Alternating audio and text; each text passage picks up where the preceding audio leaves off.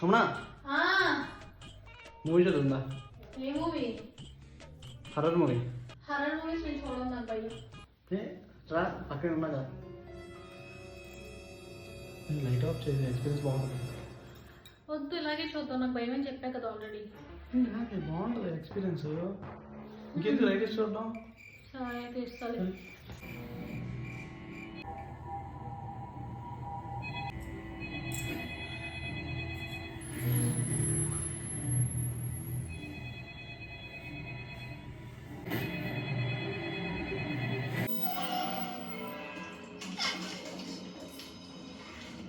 నీకోసం ఎవరు వచ్చారు చూడు ఒకసారి.